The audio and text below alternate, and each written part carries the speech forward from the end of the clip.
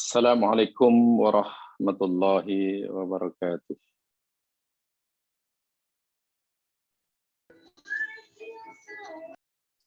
Innal hamdalillah nahmaduhu wa nasta'inuhu wa natubu ilaihi wa nastaghfiruh.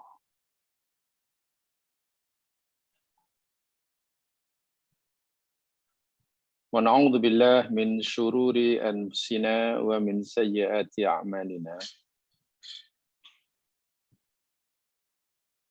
May yahdihillahu fala mudilla lahu wa may yudlil fala hadiya lahu.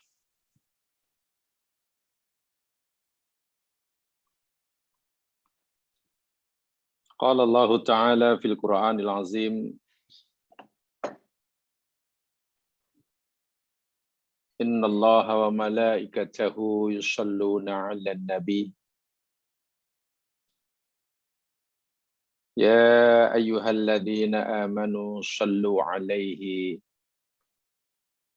wa sallimu taslima.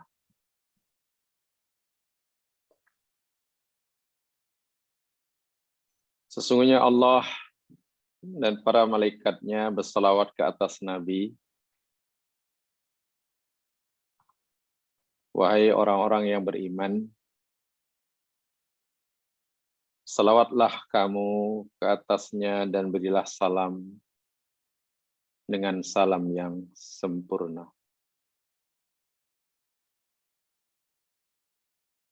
Mari kita bersalawat ke atas Rasul. Allahumma salli ala Muhammad wa ala ali Muhammad. Mari kita ucapkan salam ke atas baginda. Assalamu alayka ya Rasulullah.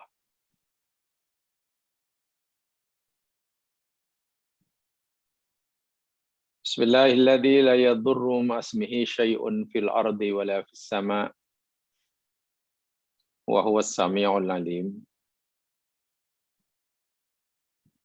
Bismillahilladzi la yadurru ma'asmihi syai'un fil ardi wa la fis sama' wa huwas sami'ul alim. Bismillahilladzi la yadurru ma'asmihi syai'un fil ardi wa la fis sama' wa huwas sami'ul alim.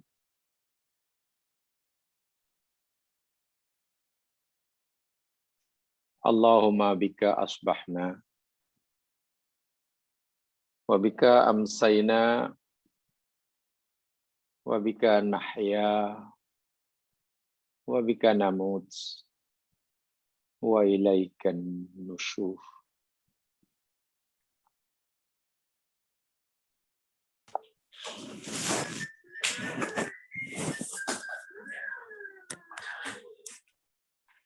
Didoakan mudah-mudahan semuanya dalam keadaan sehat walafiat jasmani dan rohani.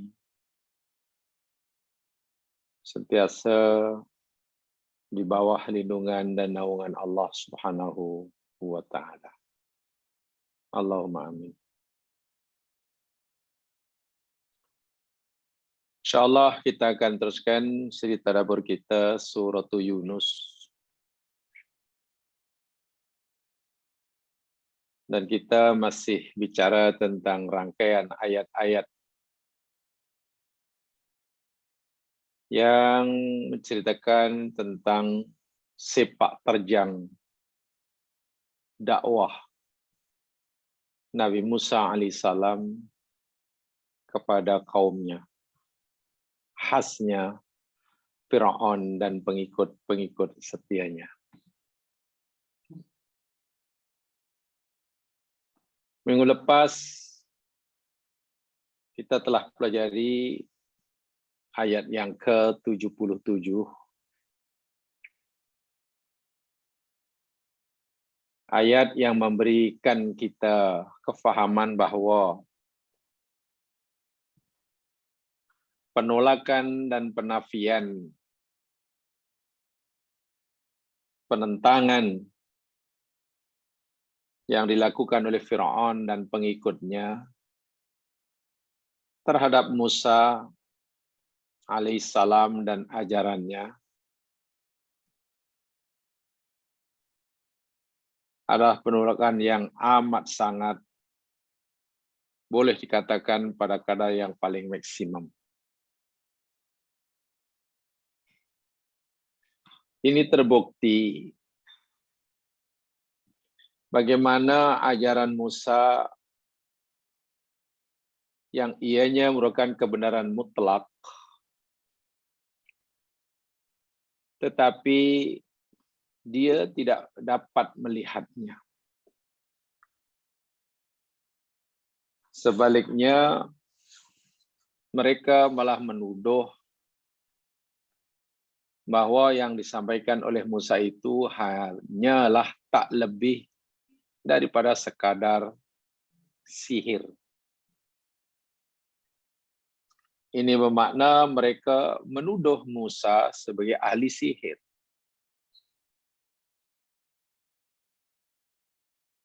Begitu jelas dan terangnya, nyata al-haq, tapi mereka masih tidak nampak.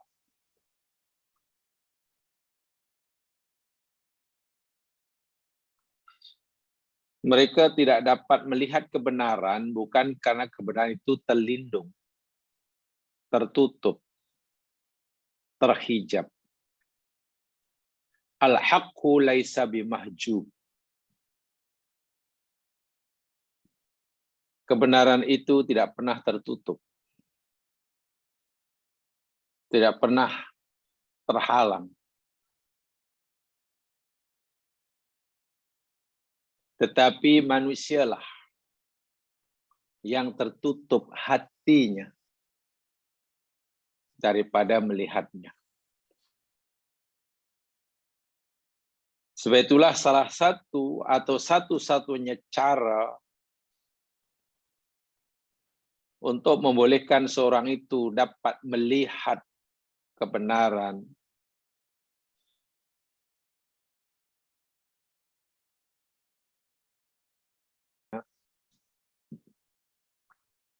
yakni menghilangkan hijab yang menutupi hatinya.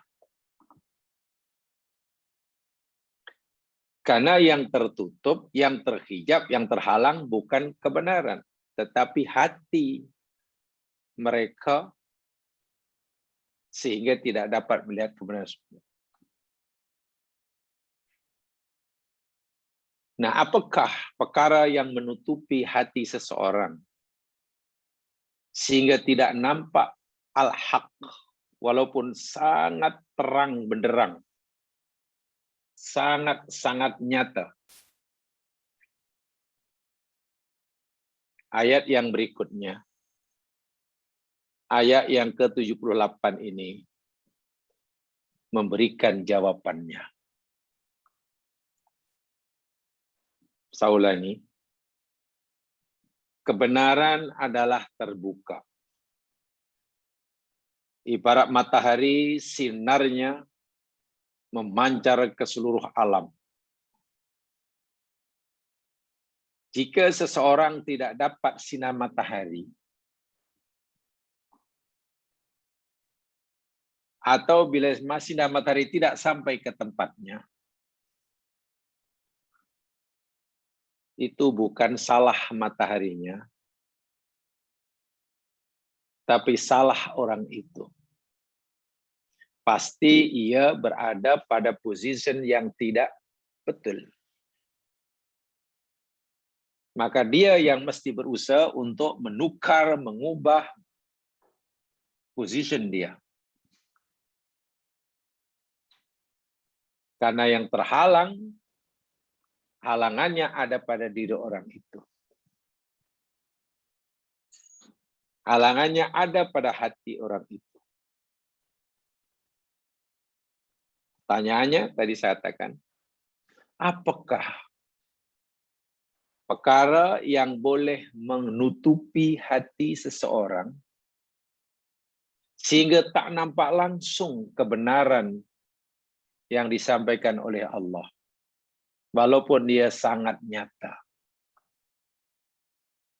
Ayat 78 memberikan jawabannya.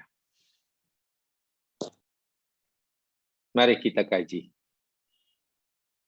A'udzu billahi minasyaitonir rajim. Qalu ajitana litalfitana amma wajadna alaihi aba'ana wa takuna lakumal kibriya'u fil ard wa ma nahnu lakuma bimu'minin. Qalu, mereka berkata, yakni Fir'aun dan pengikut-pengikut setianya,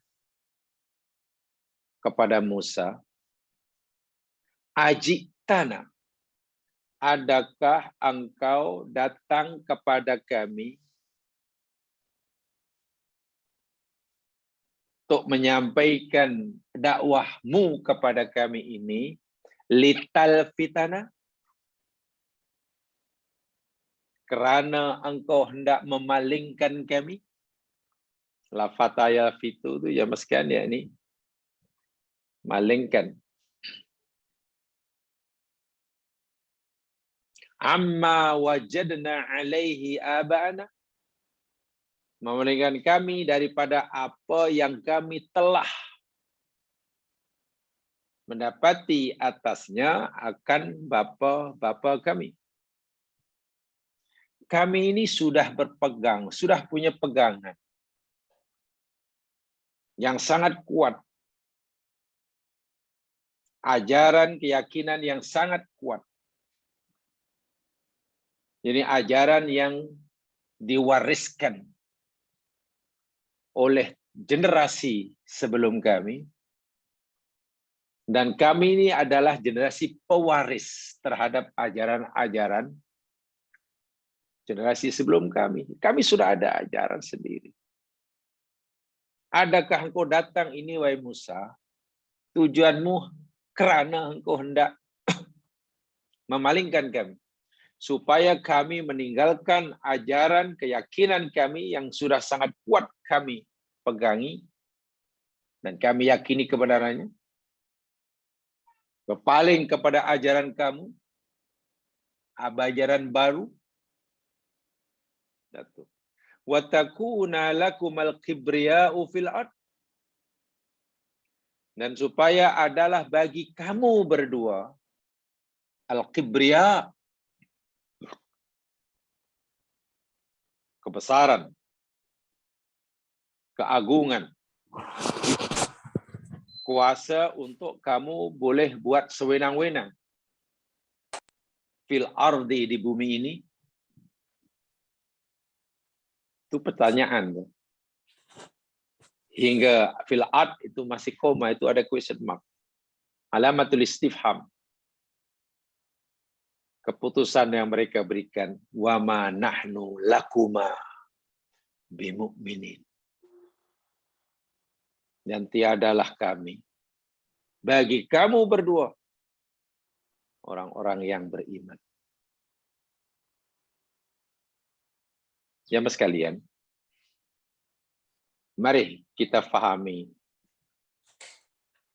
lafaz demi lafaz. Kemudian nanti kita simpulkan. Seperti mana yang saya katakan tadi, ayat ini memberi jawaban bagi pertanyaan, apakah yang menghalangi hati seseorang untuk menerima kebenaran. Hatinya tertutup sehingga tak nampak kebenaran yang bersifat mutlak sekalipun. Saya katakan tadi, ini jawabannya. Baik. Qalu ajitana. Hamzah A itu, Hamzah itu namanya Hamzah istifham. Dan di sini yakni istifham ingkari namanya. Istifham ingkari. Artinya mutakallim mengingkari perbuatan mukhatab dengan cara bertanya. Bertanya tapi maksudnya mengingkari. Mutakalim mengingkari perbuatan mukhatab. Siapa mutakalimnya dalam ayat ini? Yakni Fir'aun, laknatullah alaih, mutakalimnya. Siapa mukhatabnya? Musa dan Harun. Sehingga apa saja yang disampaikan oleh Musa alaihissalam, bukti apa saja, barahin apa saja, dalail bayinat apa saja, sikit ke banyak, sekejap ke sudah lama, Fir'aun mengingkarinya. Jadi semacam tak ada gunanya lah. Tidak akan mau menerimanya. Itu ingkari. Aibanau ingkarahum ala tahtiyati Musa bima ja'abi. Mereka telah buat keputusan dari awal lagi, apapun yang disampaikan oleh Musa, mereka akan tolak. Bukankah itu menunjukkan bahwa hati ini benar-benar buta? Benar-benar buta. Kata orang, belum pun orang itu bercakap, dia sudah menetapkan dalam dirinya tidak percaya. Minimum dengar dululah kita. Sebetulnya begitu. Kalau orang hatinya masih ada tanda-tanda celik, minimum dengar dahulu apa yang nak disampaikan, kemudian dipikirkannya, dan kemudian mungkin diambil keputusan. Ini tidak. Istilahnya belum pun orang itu berkata, dia sudah ambil keputusan, aku tidak percaya apapun yang kamu telah, sedang, dan akan katakan. Oh, itu pengingkaran yang luar biasa itu. Menunjukkan bahwa hati mereka memang tertutup. Hijabnya terlalu tebal. Hijabnya terlalu tebal. Ini berpunca daripada, sampaikan secara umum dahulu, ala su'i dhannihim bihi wa biharun fil ghayah allati yatatallabaniha mimma jaa bihi Musa. Berpunca daripada su'udzan mereka terhadap Musa dan Harun.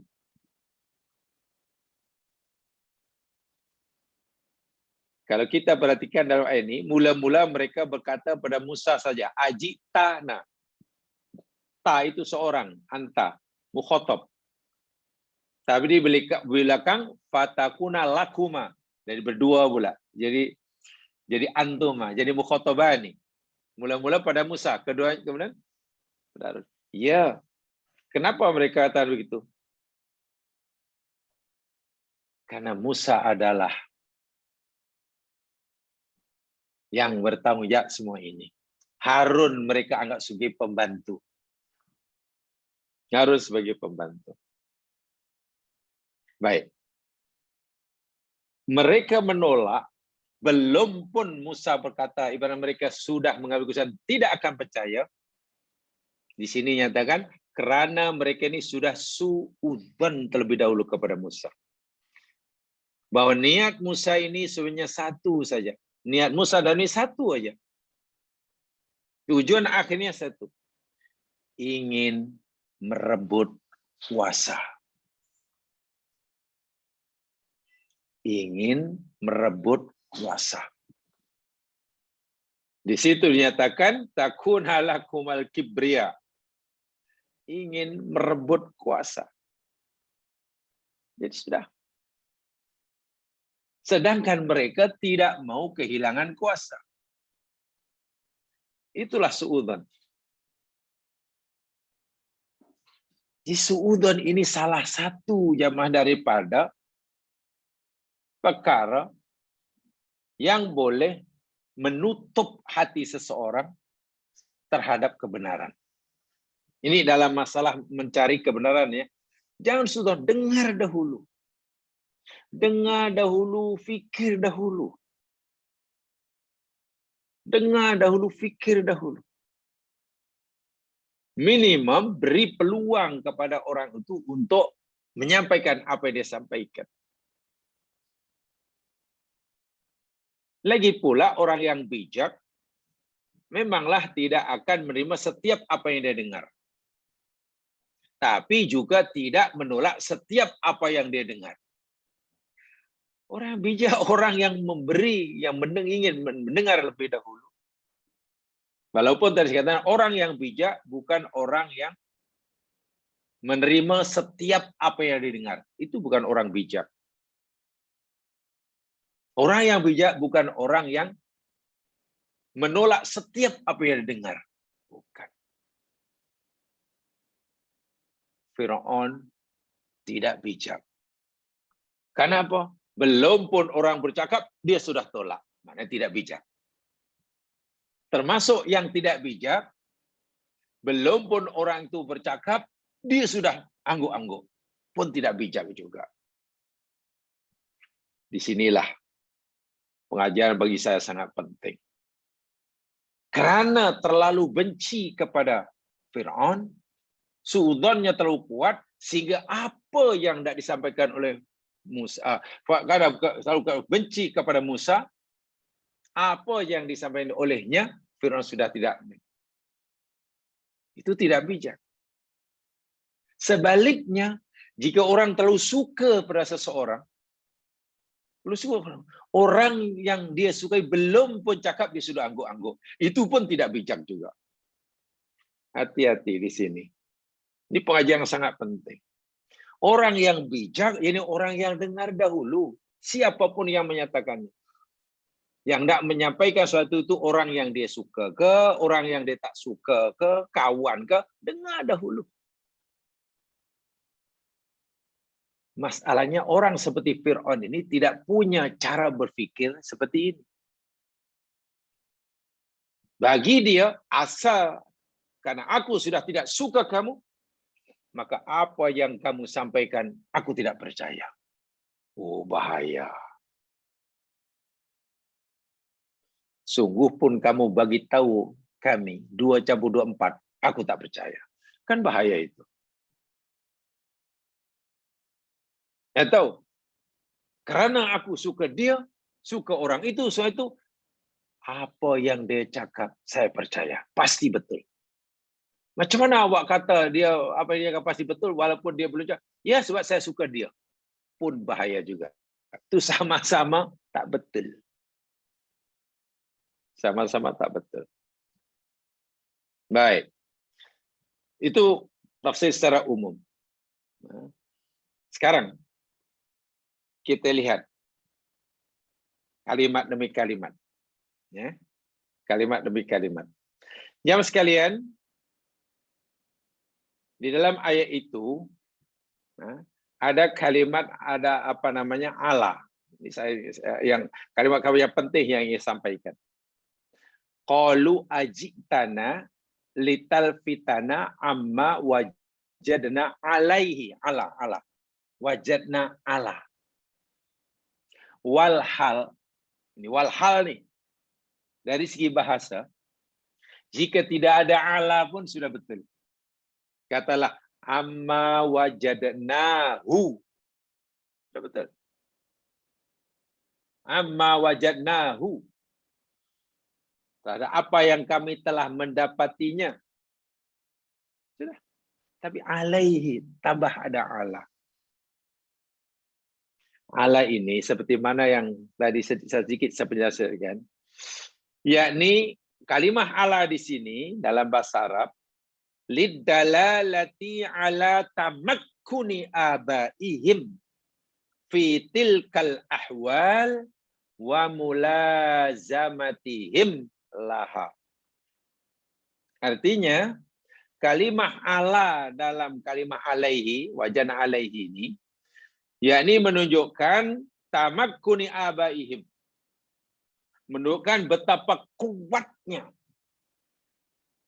keyakinan mereka terhadap peninggalan ajaran peninggalan tok nenek moyang. Saya ulangi. Mereka kata kami telah mendapati apa atasnya, apa bapa kami atasnya. Maknanya kami berpegang kepada ajaran tok nenek moyang kami yang kami dapati. Bukan hanya berpegang, kami berpijak di atas. Oh, tengok. So tempat berpijak kami, landasan hidup kami, matlamat hidup kami itu tempat berpijaknya, foundation dia adalah ajaran tok nenek moyang kami. Itu menunjukkan betapa kuatnya mereka berpegang ke atas ajaran tok nenek moyang. Dalam bahasa mudah, ia menunjukkan betapa kuat dan tebalnya sikap taklid mereka. Poin yang mudah diingat. Pertama, sifat taklid mereka. Sebab bila orang sudah taklid, jemaah sekalian, terhadap sesuatu, ya gimana ya namanya taklid? Belum pun mendengar sesuatu yang lain, sudah tolak dah. Itu yang tadi saya katakan tadi. Sudah tolak. Nah, sudah tidak mau menerima. Itu yang pertama. Itu gunakan ala. Menunjukkan dalalah ala tamakkuni abahim bitilkal ahwal. Kuat. Sebab ibaratnya macam tempat berpijak itu.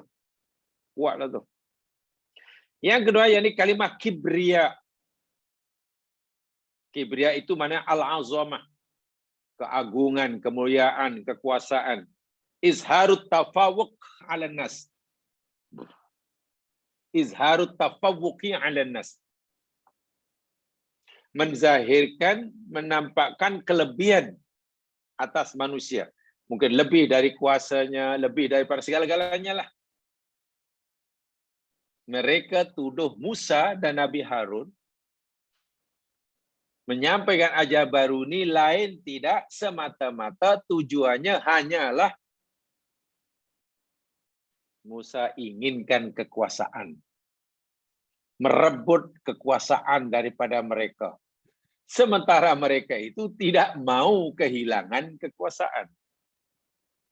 Yang pertama, mereka tidak mau meninggalkan ajaran nenek moyang, taklid tadi. Yang kedua, mereka tidak mau meninggalkan kehilangan kekuasaannya. Dengan kekuasaannya. Sebab itu mereka kata kami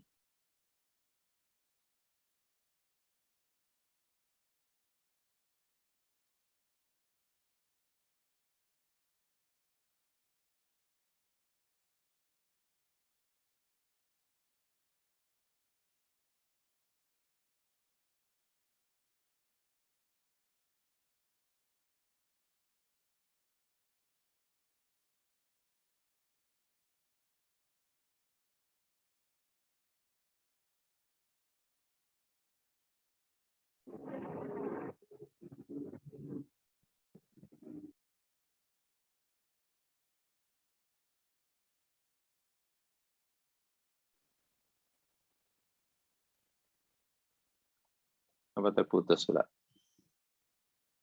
Halo? Dapat dengar saya. Oh, terputus pula. Ya, di belakang tu wa manahnu lakuma bimu'minin. Ya mas kalian, amana yu'minu iman itu tengok pasangan dia. Kalau amana katalah amantu bika. Amantu billah. Ada ba pasangannya. Itu maknanya beriman. Beriman. Contoh kita beriman pada Allah. Amantu billah. Amantu bika ya Allah. Kami beriman denganmu. Itu lebih kuat tuh. Supaya orang beriman tidak semestinya akalnya boleh menerima. Karena banyak perkara-perkara yang akal kita, pikiran kita tak mampu memahaminya, tapi kita sudah mempercayakan kebenarannya. Itu iman. Tetapi apabila amanah dirangkaikan dengan huruf lam, katalah amantu laka. Nu'minu laka. Contohnya ini. Mu'minin lakuma. Itu mana bukan beriman. Mukminin maknanya bukan beriman. Mukminin maknanya percaya atau membenarkan. Ya. Bukan beriman. Beriman sangat tinggi. Membenarkan. Sebab beriman kaitannya kaitan dengan perkara-perkara yang gaib. Jadi mereka kata kami bukanlah orang yang membenarkan bagi kamu kedua. Bahasa yang kasarnya, kami menganggap kamu berdua ini bohong, begitulah. Bukan beriman ya, mukmin di sini maknanya bukan beriman, bukan. Sebab ada lakuma, bukan bikuma. Bukan bikuma. Baik. Itu dari segi bahasanya. Sekarang ya Mas kalian,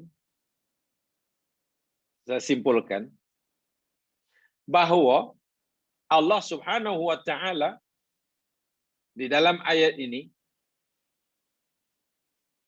menjelaskan dua hal, dua perkara yang menjadi punca, yang menjadi sebab kenapa Fir'aun dan kaumnya menolak Musa dan ajarannya. Atau dalam bahasa yang lain, ayat lain, apakah yang menutupi hati Fir'aun melihat kebenaran? Nah, itu saya gunakan bahasa lebih umum. Ada dua perkara yang menghalang hati seseorang daripada melihat kebenaran. Yang pertama, dalam ayat itu disebutkan ajitana litalfitana amma wajadna alaihi aba'ana. Ajitana litalfitana amma wajadna alaihi aba'ana.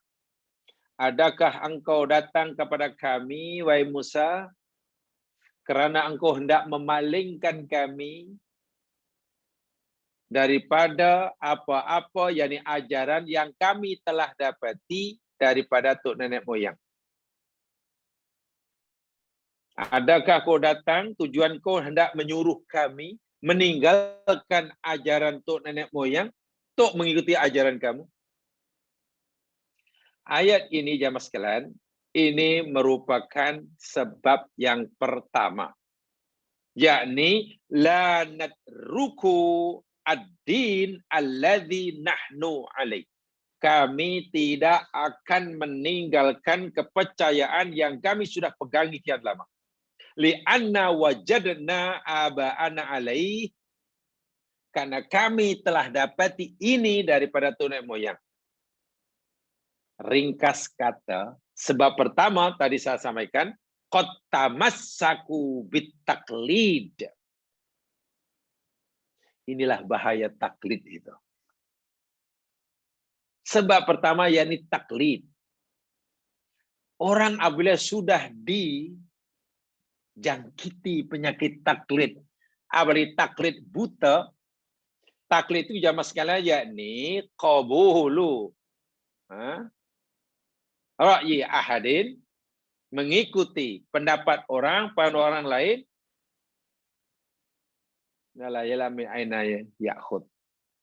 dan dia tidak tahu dan bahkan tidak ingin tahu dari mana ia ambil. Yang penting aku dia. Kalau ditanya kenapa, ya aku dia. Yalah, kenapa awak ikut ajaran dia? Ya karena dia taklid. Orang yang taklid pasti bila makin kuat taklidnya, makin kuat, dafa'ul hujjah az-zahirah. Pasti mereka akan menolak hujjah apapun, seterang apapun, sejelas apapun. Sebab itulah Allah Subhanahu wa taala jemaah sekalian mengutuk, Allah membenci, Allah mengutuk sifat taklid ini. Lihat firman Allah Subhanahu wa taala di dalam Al-Qur'an, contohnya dalam surah Al-Isra. Ingat, dalam hidup ini mari kita berusaha untuk membebaskan diri kita daripada taklid. Walaupun mungkin hingga saat ini kita belum bebas 100%. Tapi usaha ke arah itu wajib terus dilakukan. Lihat surah Al-Isra ayat 36. Ini salah satu ayat yang melarang kita taklid. Mengikut dengan membuta tuli atau membabi buta.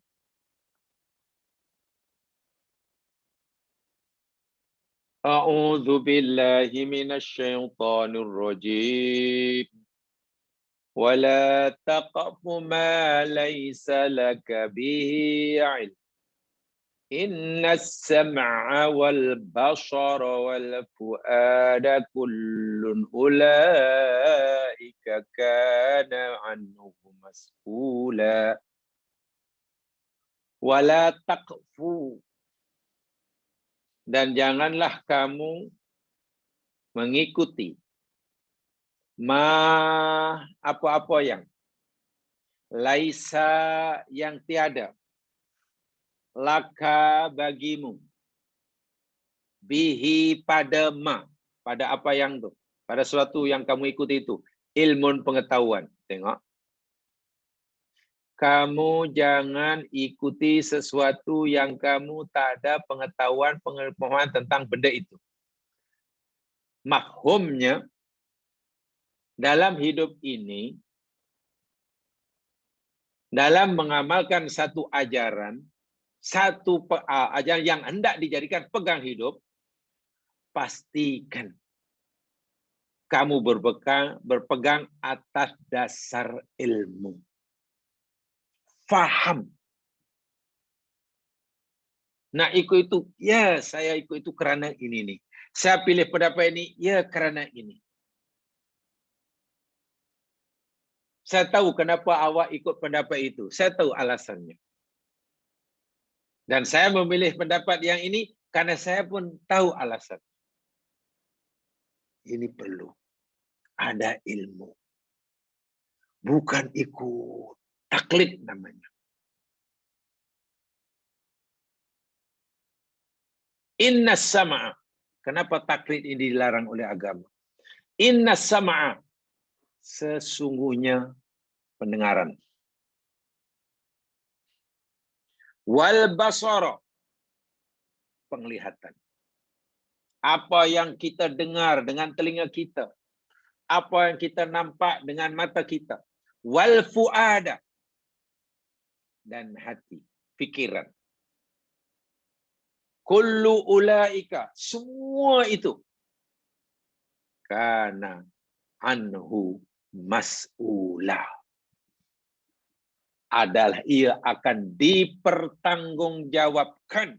Anhu. Tentangnya. Nya ni apa? Nya ma depan tadi. Anhu tentang hu itu kembali pada ma. Yakni yang kamu ikuti tadi. Apa-apa yang kamu dengar, kemudian kamu ikuti, walau kamu tak faham. Apa yang kita lihat, lalu kita terima, kita bangkit, walau kita tidak erti. Semua itu akan menambahkan pertanggungjawaban kita. Dalam ayat ini, Allah tidak melarang kita mengikuti apa yang kita dengar. Apa yang kita lihat. Apa yang kita fikirkan. Tak, Allah tidak melarang. Tetapi Allah menyuruh, kalaupun kamu mengikuti, kalaupun kita mengikuti apa yang kita dengar, ikutilah kerana faham, berdasarkan ilmu. Ya sekalian, di sini sebut sam'un, basarun, fuadun. itu bukan panca indera. Itu bukan alat, tapi yang memberikan fungsinya. Sam'un itu fungsi bagi udhunun. Basaron itu fungsi bagi ainun. Fuadun itu juga fungsi bagi qalbun. Di mana letaknya? Ya, ulama berbeza pendapat. Ada yang mengatakan itu letaknya, yakni itu semua ini kerja jiwa, dan jiwa itu di balik otak kita. Apa yang saya tahu hingga hari ini setakat inilah. Dan saya percaya jiwa itu letaknya di balik otak kita. Otak kita bersifat fizikal. Yang ada di balik otak kita, itulah letak jiwa. Letak jiwa. Tapi ia bersifat apa namanya? Gaib. Ya, gaib. Itu akan disoal itu. Jadi sama'un, basarun, fuad itu kaitannya dengan jiwa. Teruk nanti jiwa kita. Kenapa kamu? Kenapa kamu? Yalah, mana tahu aku ikut saja. Ini bahaya. Tak kiralah taklid dalam masalah-masalah yang besar, yang penting seperti mana keyakinan, atau mungkin taklid dalam perkara-perkara yang kita anggap remeh tetapi kesannya besar. Terima apa saja berita, terima apa saja message daripada orang kawan, terima apa saja terus disampaikan. Terima aja forward, terima aja forward. Ditanya, kenapa awak ceritakan macam ni? Yalah, tak tahu, saya jaga hari terima, sampaikan. Bukan yang ni, saya terima aku. Tapi ni benda ni salah, saya tak tahulah. Kalau salah lah yang saya hanya ingat, kita akan disoal. Buka aja handphone, kemudian WhatsApp apa yang kita terima, tanpa kita ketahui benar atau salahnya.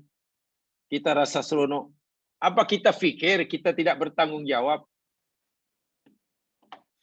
Apa kita fikir yang bertahu hanya orang pertama yang menyebarkan ajaran yang salah?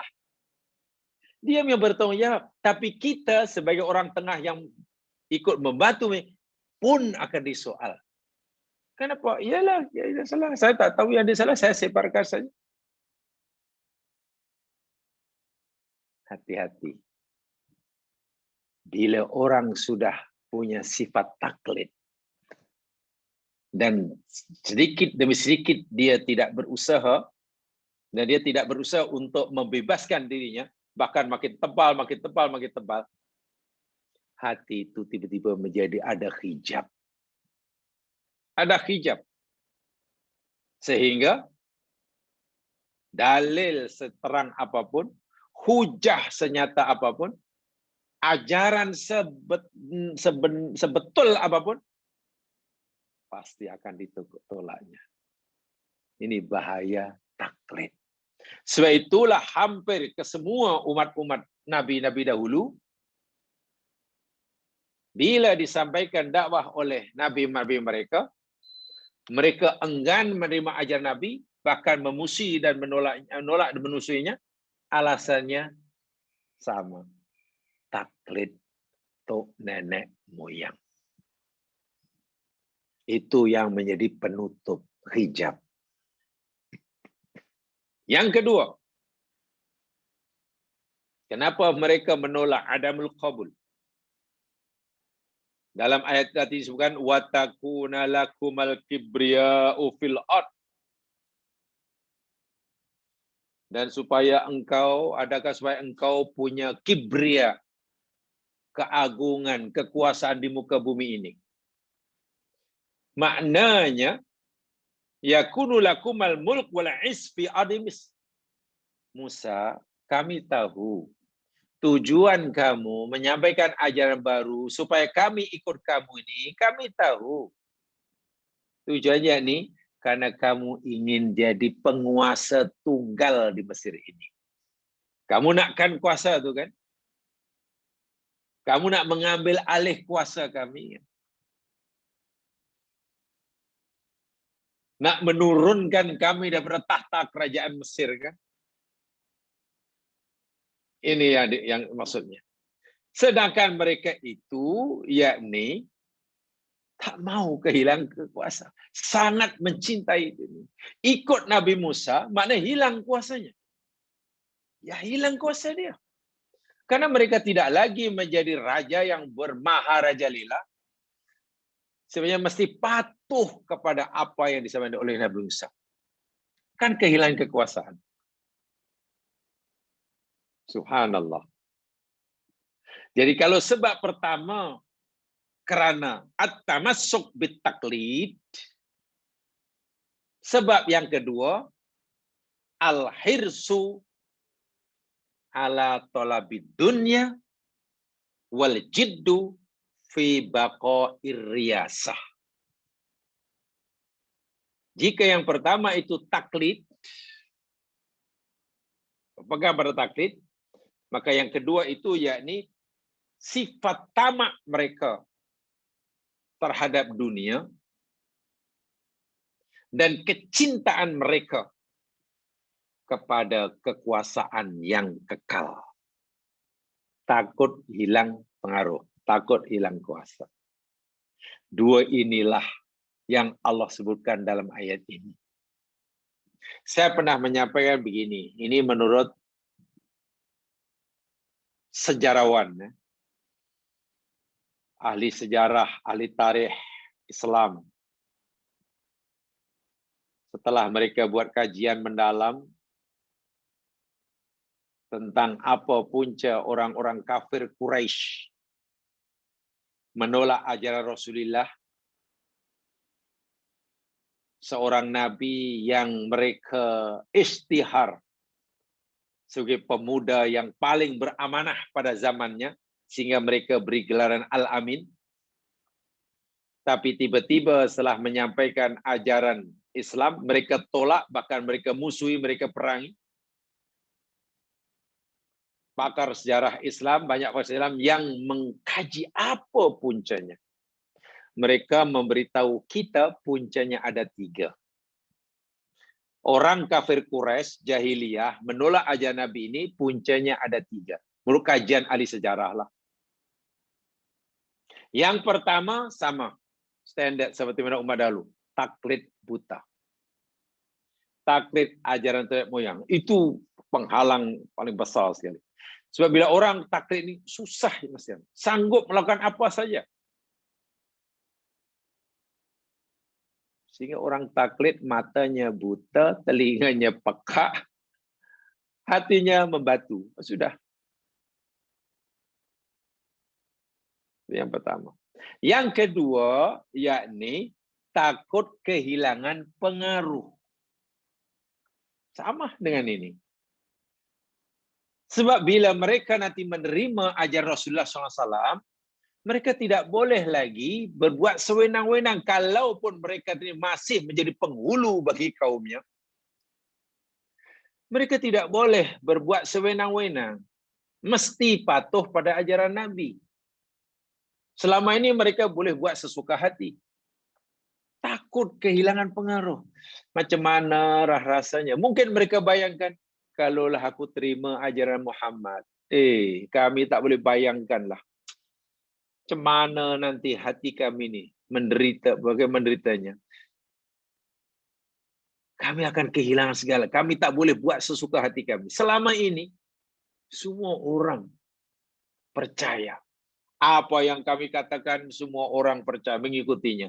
Tiba-tiba, kuasa itu hilang. Yang nomor 2, takut kehilangan pengaruh. Takut kehilangan kuasa. Itu sangat bahaya sekali. Hubur riyasah. Hubur riyasah itu termasuk hubur dunia lah. Orang sanggup melakukan apa saja. Yang benar disalahkan, yang salah dibenarkan. Itu sudah pasti itu. Sehingga buta, hatinya jadi buta.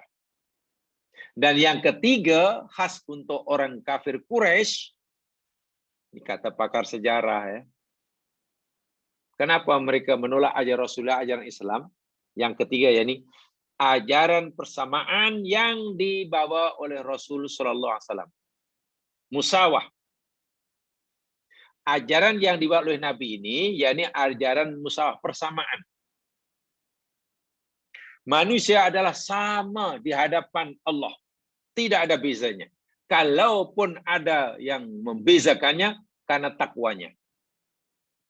Orang tidak berbeza dan tidak boleh merasa berbeza oleh sebab darah keturunannya. Oleh sebab bangsa dan kabilahnya. Orang tidak berbeza dan tidak boleh merasa berbeza dan ingin dibezakan karena status sosialnya. Artinya bila mereka terima Islam, mereka mesti duduk sama rendah, berdiri sama tinggi dengan umat Islam yang lain. Mereka tak boleh bayangkan, macam mana kalau aku terima ajaran Muhammad, aku akan terpaksalah makan satu dulang dengan Bilal bin Rabah. Oh, tak terbayang itu. Aku terpaksa duduklah berdekatan dengan Ammar bin Yasir. Ini apa nih, orang-orang apa ini? Orang yang tidak punya kelas dalam masyarakatnya. Darah keturunannya pun tidak jelas, status sosialnya pun tak ada makna, pengaruh tidak ada. Kebanyakan mereka butuh huruf. Tiba-tiba kami seorang bangsawan, seorang hartawan, seorang yang merasa tiba-tiba pasal duduk sama rendah. Tak mampu nak bayangkan macam mana nanti kalau kami makan satu dulang dengan bela. Tangan kami ini putih melepak, tangan Bilal hitam, terpaksa pula pegang Aish. Tak boleh bayangkan tu. Tak boleh. Kita tak sama dengan mereka. Ini ajaran persamaan ini yang menghalang orang menerima kebenaran. Susah. Sebab itu mereka tetap saja menjaga jarak. Manusia mesti ada bezanya. Yang kaya-kaya saja yang ini. Ya lihat sajalah surah Al-Ma'un umpamanya. Bagaimana sebab turunnya Ara'aita allazi yukadzibu bid-din itu, baca tafsirnya. Jadi kasta-kasta itu rupanya sentiasa ada dalam masyarakat. Bila orang tidak mau merasa sama di hadapan agama, masih ingin grup ini golongan elit, ini golongan ini, ya memang payahlah. Saya pernah menyatakan begini. Ini menurut kajian dan para cendekiawannya. Nabi Allah, utusan-utusan Allah ini, secara umumnya dibagi menjadi dua golongan. Dua kategori. Para utusan yang diutus oleh Allah secara umumnya terbagi menjadi dua kumpulan. Satu namanya Nabi para Anbiya Ibrahimiyah. Ibrahimic Prophet. Yang kedua, Ghairul Ibrahimiyah. Non-Ibrahimic Prophet. Nabi Ibrahimiyah dan Nabi yang bukan Ibrahimiyah. Nabi Ibrahimiyah ini jamaah sekalian, nabi-nabi yang dilantik oleh Allah bukan daripada golongan bangsawan, bukan. Bukan daripada golongan kaya, bukan. Bukan dari penguasa, bukan. Rakyat biasa. Dokumen kelas, Mak. Rakyat biasa. Baca. Orang biasa.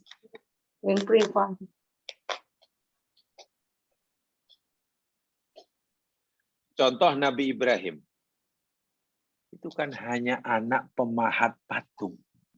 Oh, ini aku panas, tak bawa sing tuh.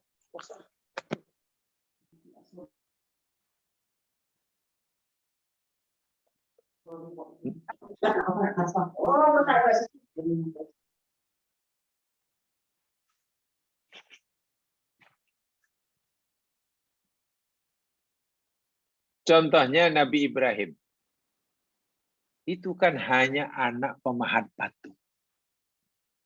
Maknanya rakyat kecil. golongan marhain.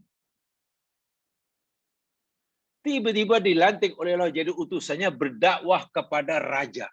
Coba bayangkan macam mana susahnya. Seorang raja Namrus yang punya segala-galanya, senang nggak kita pikir menerima begitu saja ajaran yang diajarkan oleh Ibrahim, anak orang susah pemanfaat. Ini Nabi Ibrahimiyah. Nabi Musa termasuk itu. Anak kaum Bani Israel. Di mana Bani Israel itu dalam pandangan Fir'aun itu second class dalam masyarakatnya. Kan Bani Israel yakni bangsa yang diperhambakan oleh Fir'aun. Dan Nabi Musa adalah berdarah Israel. Berdakwah pada Fir'aun, maharaja. Oh, susahnya luar biasa nih Nabi-Nabi Ibrahimiyah. Nabi Muhammad, ya. Susah. Yatim piatu. Miskin. Berdakwah kepada orang,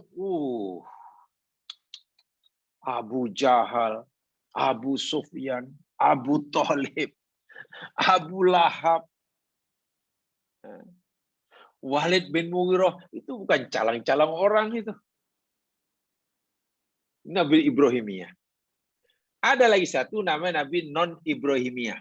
Non-Ibrahimiyah Prophet. Dari Ibrahim Prophet maknanya ghairu Ibrahimiyah. Contohnya, Nabi Daud. Nabi Daud raja. Dia raja, dia ada istana, dia ada askar. Putra Nabi Daud namanya Sulaiman, raja. Raja. Nabi Yusuf walaupun asalnya hanya hamba abdi, akhirnya jadi raja. Setelah jadi penguasa, jadi nabi. Masya Allah. Nah, nabi-nabi yang ghairu Ibrahimiyah ini, ada kuasa, ada harta, ada pengaruh, ada askar di istana. Dalam berdakwah jamaah sekalian, kurang menghadapi masalah. Nabi Daud, Nabi Sulaiman, tengok dakwah dia, tak menghadapi masalah. Rakyatnya tidak membangkang, tidak menentang. Maklum dia raja. Jika sekiranya dia bukan nabi, katalah Nabi Sulaiman bukan nabi, hanya raja ya, pasti apa yang dititahkan rakyatnya akan ikut. Ini nabi. Apalagi ada istana, ada askar. Jadi tak ada masalah. Sehingga jika rakyatnya mengikuti ajaran Nabi Sulaiman, Nabi Daud, tidak merasa hina, gitulah. Tidak menjejaskan image dia. Tidak menjejaskan image dia. Menguji apa? Ikut raja. Tapi coba Fir'aun laknatullah alaih. Maharaja. Mendakwa dirinya Tuhan. Punya istana, punya askar yang setia. Tiba-tiba mengikut begitu saja ajaran Musa yang dahulu pernah menjadi anak angkatnya. Berdarah Israel. Israel pula yakni low class dalam pandang mereka. Pasti susah. Inilah penghalang. Jadi bila orang sudah punya sifat seperti ini, Mas, hati tertutup. Namrus sanggup melakukan apa saja untuk membinasakan Ibrahim. Walaupun akhirnya kalah. Karena baginya, apa untungnya? Dari segi ekonomi, apa untungnya nak mendengar ucapan Musa? Nak mengikuti ajaran Ibrahim? Bagi mereka, tak ada. Apa untungnya nak mengikuti ajaran Muhammad bin Abdullah? Dari segi ekonomi. Dia sendiri pun miskin, kita kaya. Tak ada makna. Dari segi kekuasaan, apakah aku akan bertambah kekuasaan aku jika aku nanti terima ajaran Musa, kata Fir'aun. Oh tidak. Atau mungkin menaikkan image. Image apa lagi lah. Menjatuhkan image adalah. Kalau aku ikut dengar ajaran Musa, image aku jatuh. Namrus kata, kalau aku terima Ibrahim sebagai guruku, habis. Ini bahaya. Jangan sampai kalau kita ingin mencari kebenaran, menerima kebenaran, karena kebenaran itu daripada Allah Subhanahu wa taala. Jangan kita merasa image kita terjejas, harga diri kita tercemar hanya kerana kebenaran itu disampaikan oleh orang yang dalam pandangan kita, minta maaf, yang dalam pandangan kita lebih rendah daripada kita. Ini tidak mudah ya mas sekalian. Secara teori kita boleh cakap, tapi mungkin tidak mudah. Saya kadang terbayang lah. Saya terbayang. Bila kadang ada seorang, ini contoh ya, tak ada kena-mengena ya, untuk contoh memudahkan sajalah. Untuk memudahkan kita memahami.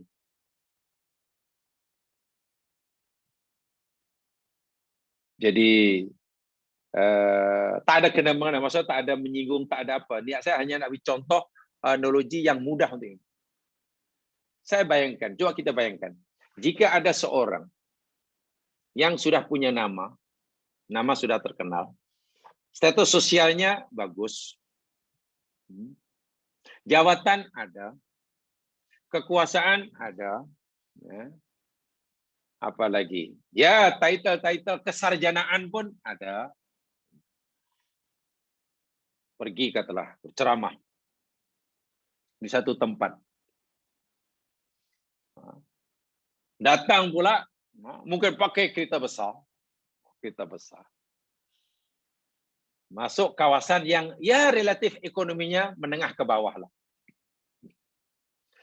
Saya fikirlah pendengar-pendengar tidak sedikit pun tidak ada rasa kecewa, tidak ada rasa malu-malu untuk mendengar.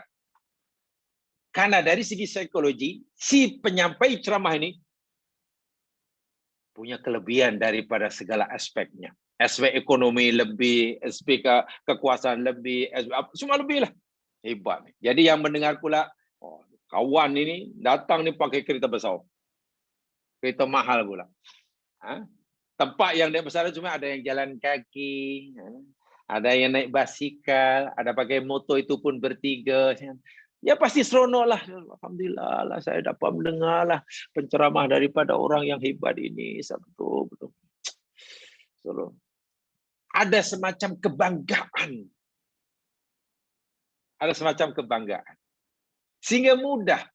Orang yang punya kedua hati mudah menyampaikannya. Sekarang kita balik. Orang tidak menyampaikan kebenaran. Yang saya kebenaran, bukan bohong. Kebenaran mutlak, Al-Quran atau hadis Nabi. Malangnya yang tidak berdakwah ini, datang mungkin naik basikal.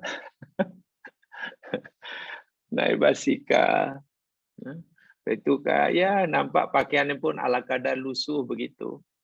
Sambil membonceng bungkusan di belakang karena mungkin bawa bekalan jauh. Selepas 10 km datang tentu berpeluh-peluh. Datang kawasan minta maaf kata kawasan elit. Kawasan elit semuanya punya segala-galanya.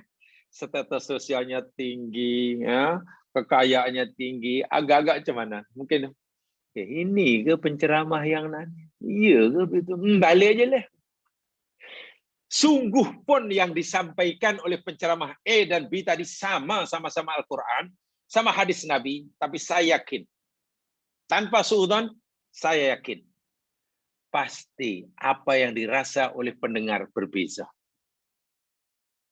Kenapa begitu? Inilah fitrah manusia. Tapi ini jugalah yang bahkan selalu disebut oleh Al-Quran, menjadi hijab bagi seorang untuk menerima kebenaran. Situ jangan heran ya mas kita sekarang, jika masih ada, mudah-mudahan sudah tidak ada. Saya berharap mudah-mudahan sudah tidak ada. Jika masih ada, katalah mas, jikalau masih ada, orang ada yang pilih-pilih, saya ada gitulah, kenapa no, saya tak boleh lah. Tapi di situ ajarannya yang dimakan Al-Quran juga dah ada. Iyalah saya tahu Quran hadis betul juga, tapi inilah tak standard lah. Saya duduk, tempatnya pun macam tu. Habis you nak pergi mana? Saya nak cari tak apalah yang jauh pun tak kisahlah. Asal tempatnya tu seronok rasa. Jadi kalau orang nak cari kebenaran masih tengok tempat, tengok itu tu, hati-hati. Itu ada sesuatu dalam dirinya itu. Inilah minta maaf lagi sekali minta yang Allah sebutkan dalam ini secara tidak langsung. Sesuatu yang mendinding, yang menghalang hati Fir'aun menerima ajaran Musa. Sebab dalam pandangan Fir'aun, Musa ini siapa? Kalau dalam bahasa kita, Musa ini yakni budak hanyut. Budak hanyut. Budak pungut. Entah mana asal usulnya, mak bapaknya mana. Kami yang membesarkannya. Mandai-mandai sekarang, tak jelas. Kami ini berdarah. Oh, apa darah apa Fir'aun agaknya. Kami ini. Itu jugalah yang dahulu mati-matian Namrus. Laknatullah alaih. Itu jugalah kafir Quraisy. Itu jugalah kaum Nabi Nuh. Satu di antara punya mereka ini merasa dirinya ini luar biasa aja Mas Kiran. Ingat, kalaulah masih ada sifat seperti itu, ini jikalau ada lah, tapi harap-harap sudah tidak ada. Ini pendinding terbesar. Pendinding terbesar. Sebab itu kadang-kadang ada, memang tidak salah merasa seronok. Oh, rasa seronok saya. Saya tempatlah seronok saya menghadiri itu. Saya itu dapat apa? Menghadiri satu kuliah seronok saya. Macam-macam seronok. Iya. Bagus ke? Ya, kuliahnya biasa-biasa. Ini sampaikan tuh biasalah, saya dah tahulah. Tapi saya seronok, rasa puas sungguh. Puas pasal apa? Tempatnya bagus. Tempatnya Allah, sampai sejuk bukan main. Oh, sejuk, meja semua bersih. Waktu pencar meja tahu tak? Percamana daripada daripada kutub utara katanya. Mana daripada jauh lah. Pencaranya dari kutub utara, bukan senang nak dengar penceramah dari kutub utara. Yang disampaikan lain ke tak? Yang disampaikan biasa saja. Kita sudah dengar. Tapi seronok. Kenapa dia rasa? Ya, karena tempatnya bagus, semuanya bagus, dan pencermannya dari kutub utara. Coba katalah kalau yang menyampaikan orang yang biasa mungkin kenal, yang walaupun yang disampaikan benda yang sama atau bahkan lebih yang dia belum tahu, mungkin rasa biasa lah ni, tapi tak seronok lah. Ingat, kalau kita hak dan hati tak ada rasa begitu, jika niat kita yang mencari kebenaran lah, tapi hati masih ada rasa begitu, hati-hati, tolong dilawan hati, tolong dikalahkan. Karena itu menjadi penghalang besar bagi seseorang melihat kebenaran. Ini yang cerita Allah nih jamaah sekalian. Saya tunjukkan ayatnya ya. Di samping ayat yang telah kita pelajari tadi. Coba lihat firman Allah Subhanahu wa taala ini.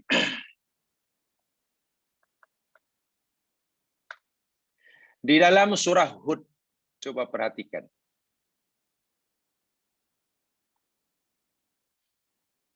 Surah Hud. Surah yang ke-11. Ayat yang ke-27. Coba perhatikan. Inilah penyakit. Ini hati ya, saya bicara tentang hati. Ini tugas saya, tugas jamaah sekalian, kewajiban kita masing-masing untuk melawan perasaan hati kita jika masih ada. Jika masih ada.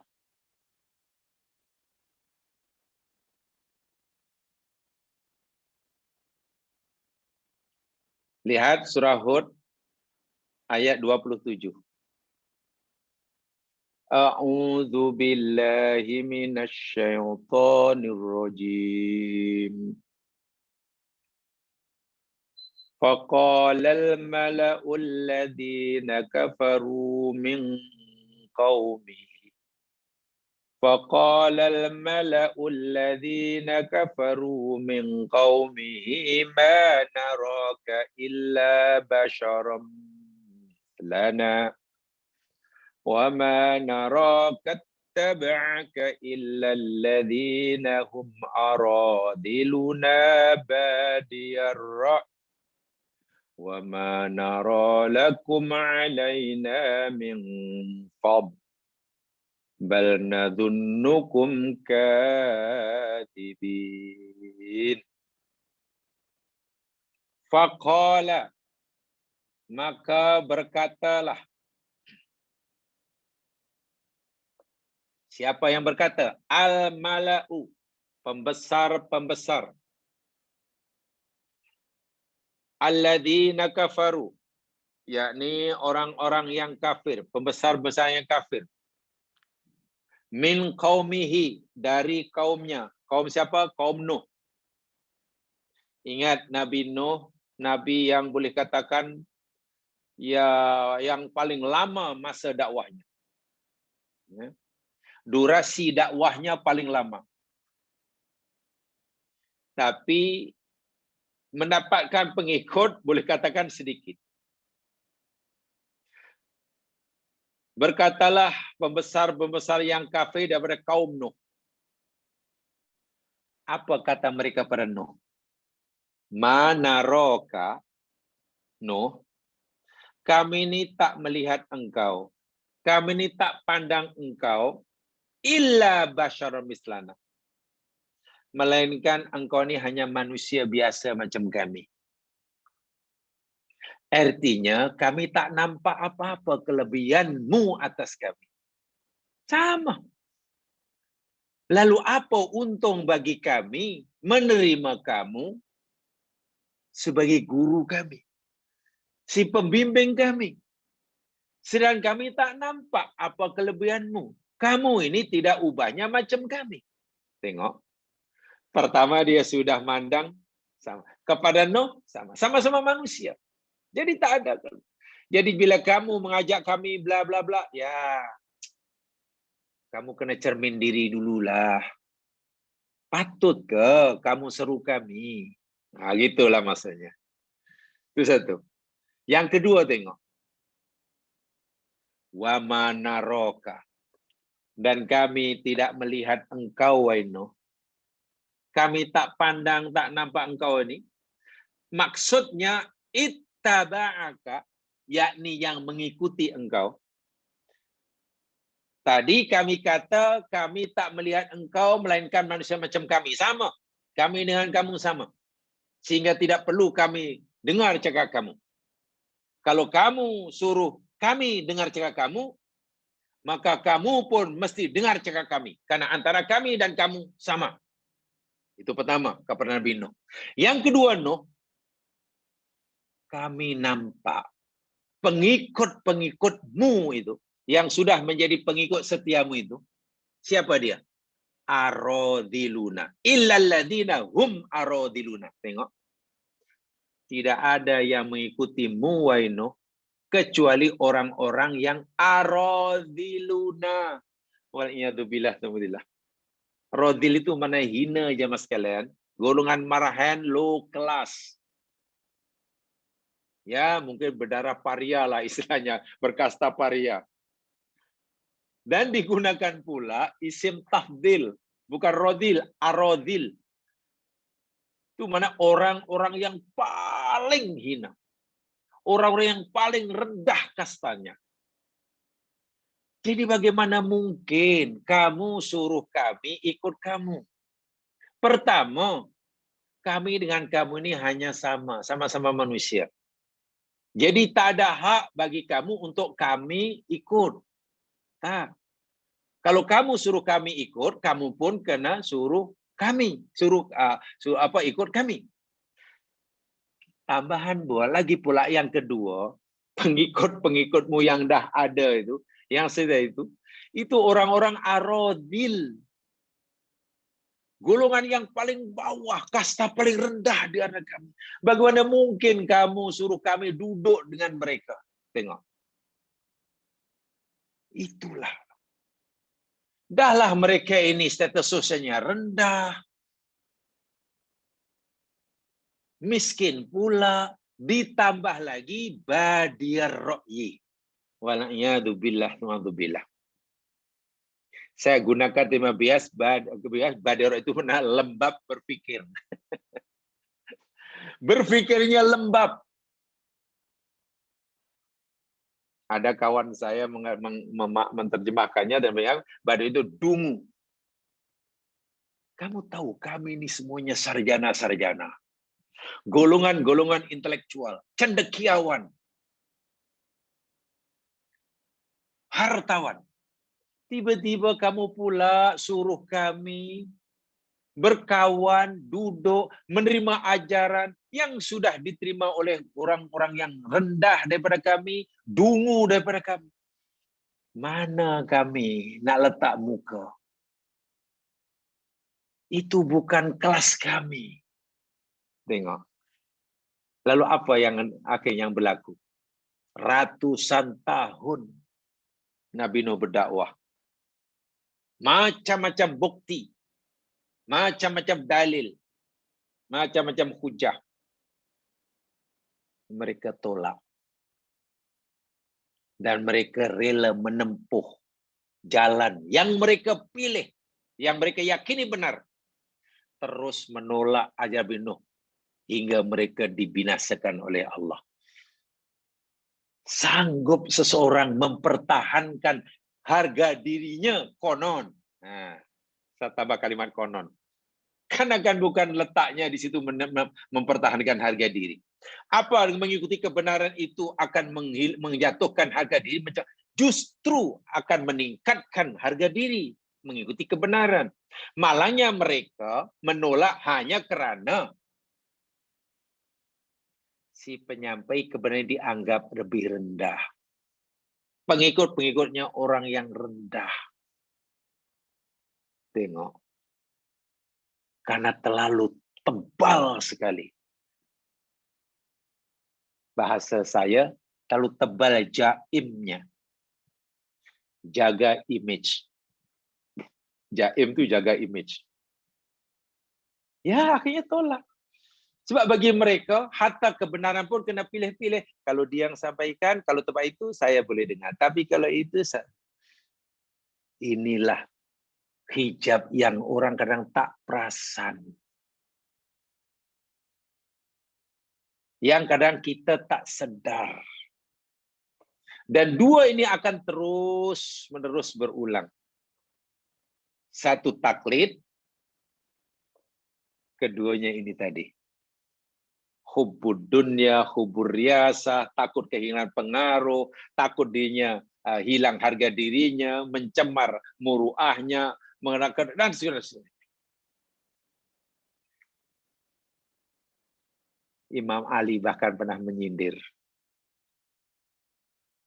Ketika Imam Ali menyuruh kita untuk rajin belajar. Tapi Imam Ali pernah kata, ada orang yang sabar, ikhlas, ridho, puas, dan tenang dengan kejahilan. Dan tak mau belajar. Karena takut tercemar image-nya. Lebih kurang terjemahannya begitu. Kata Imam Ali, ramai orang yang rela, ridho,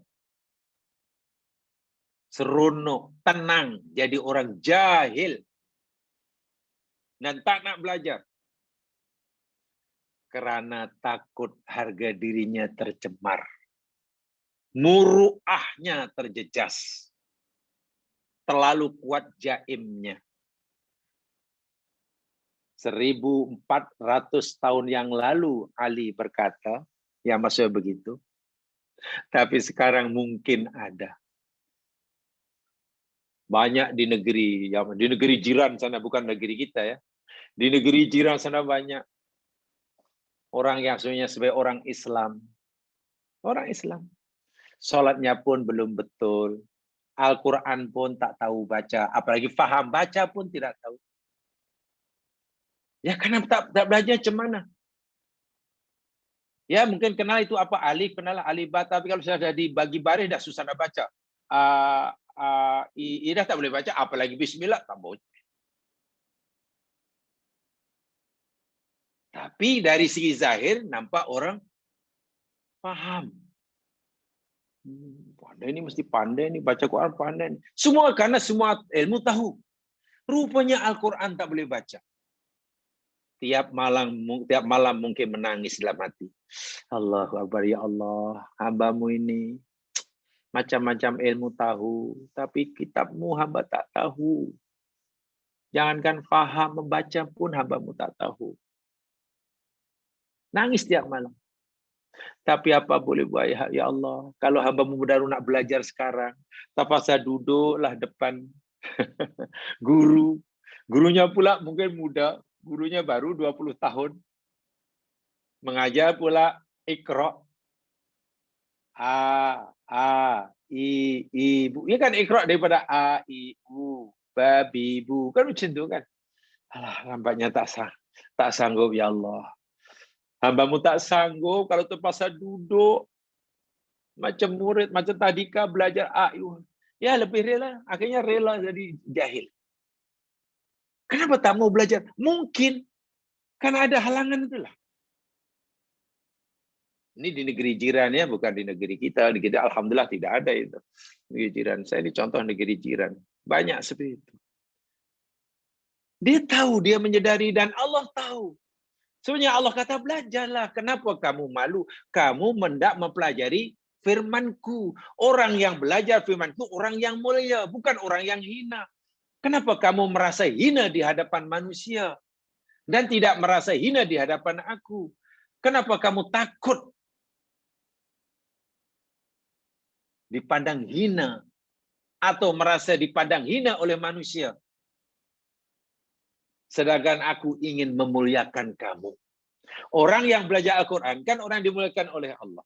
Walaupun bila dia baru nak belajar, mungkin dia takut orang lain pandang dia, ya apalah, lah rupanya baru belajar Iqra katanya.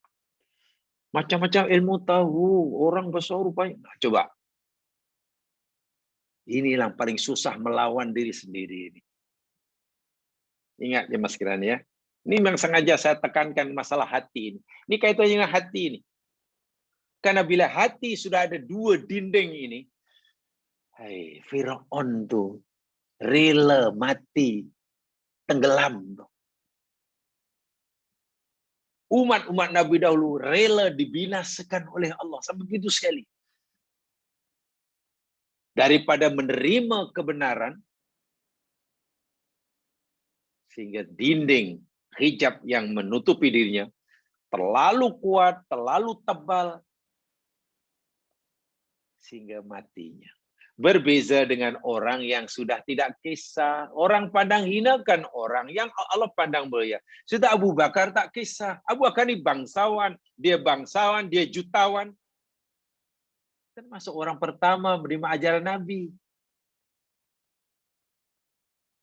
Tengok, Abdurrahman bin Auf, Utsman bin Affan.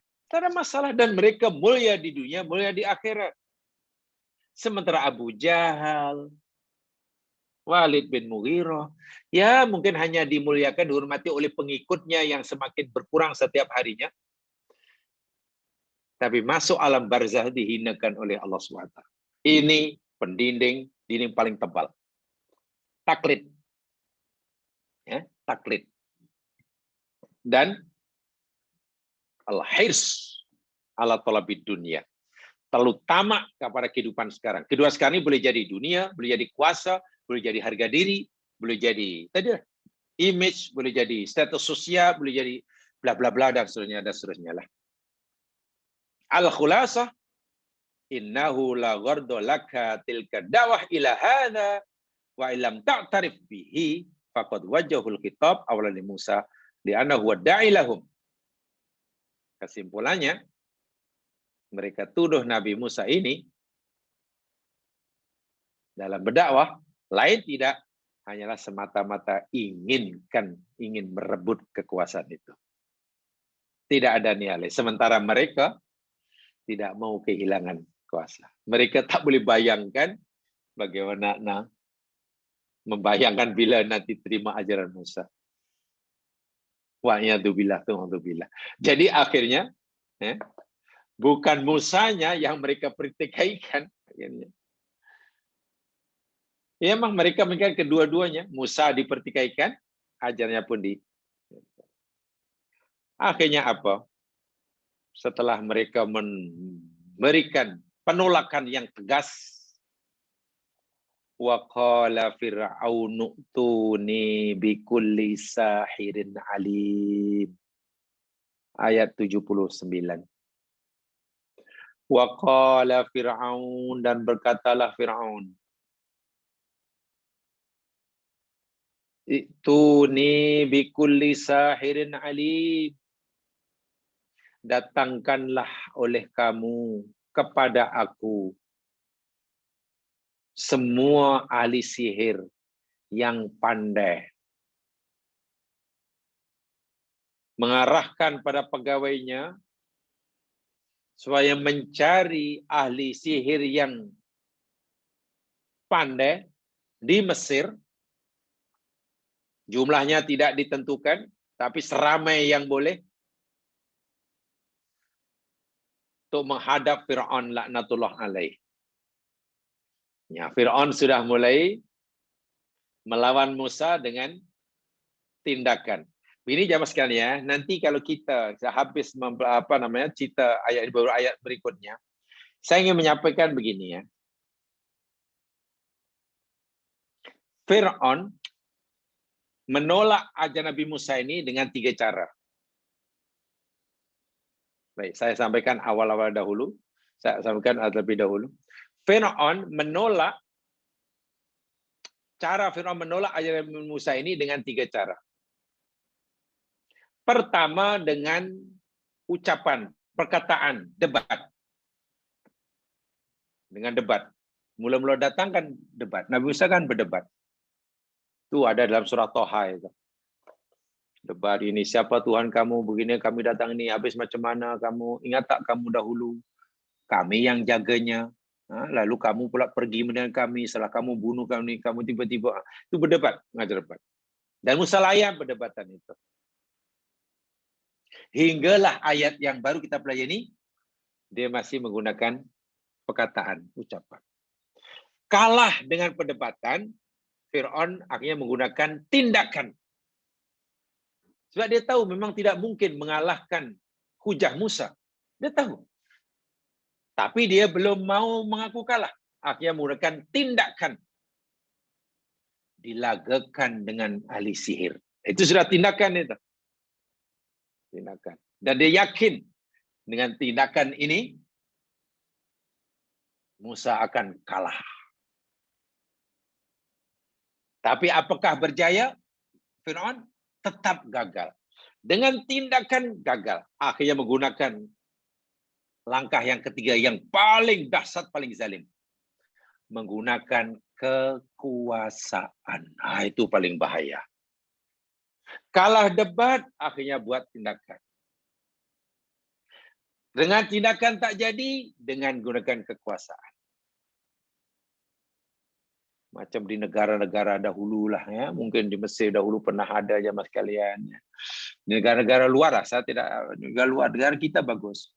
Di negeri luar, dahulu di Mesir tengoklah, penguasa-penguasa yang zalim berdebat dengan ulama-ulama. Ya kalahlah, pasti kalahlah yang penguasa yang zalim. Ulama pasti menang.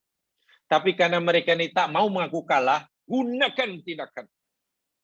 Gunakan tindakan. Disekatnya orang ini. Ulama disekatnya, bercakap, dikurungnya di rumah. Begitulah. Itu dengan tindakan. Kalau asalnya agak bebas ulama ini bercakap di mana-mana, tidak boleh lagi. Itu tindakan. Tapi nampaknya mereka masih juga belum dapat membendung pengaruh dakwah tadi. Akhirnya gunakan kekuasaan. Masukkan dalam penjara, bahkan dihukum gantung. Seperti mana dialami Said Qutb. Lihat saja sejarah. Sama dengan polisi Fir'aun ini. Dengan perdebatan. Kalah debat dengan tindakan. Kalah debat, apalagi kekerasan. Sudah. Habisi aja. Kalau kita bagi peluang untuk debat kita, kalah kita. Kalau kita hanya melihat tindakan yang sikit-sikit, masih tak menjadi. Pengikutnya makin ramai. Udahlah, binasakan saja. Itulah cara Fir'aun. Nanti ada selepasnya. Tapi apakah berjaya? Tidak. Kebenaran tidak boleh dikalahkan oleh kebatilan. Penghujungnya nanti pengajaran yang sangat penting. Kebenaran tetap akan dapat mengalahkan kebatilan. Kebatilan tidak akan sekali-kali dapat mengalahkan kebenaran. Itu natijahnya. Itu natijahnya, kesimpulan terakhir. Tapi prosesnya panjang, berproses. Dan Allah menyuruh kita terlibat dalam proses itu. Sungguh pun bila Allah menghendaki, Allah boleh kun fayakun. Sudah, tak payahlah juang sampai juang bla bla bla. Terus kun fayakun. Tapi kita yang dilibatkan oleh supaya terus menjalankan proses itu. Dan akhirnya, natijahnya nanti, yang benar pasti menang. Yang batil pasti kalah. Jemaah sekalian, untuk sementara itu saya sampaikan, yang benar pada Allah jua, silap kelemahan diri sendiri, mari itu dengan bacaan Al-Fatihah dan surah Wal Asri. Subhanakallahumma wa bihamdika asyhadu an la ilaha illa anta astaghfiruka wa atubu ilaik. A'udzu billahi minasyaitonir rajim. Wal 'asri innal insana lafi khusr illa alladziina aamanu wa shalihat. Tawassaw bil haqq wa tawassaw bis sabr. Assalamualaikum warahmatullahi wabarakatuh.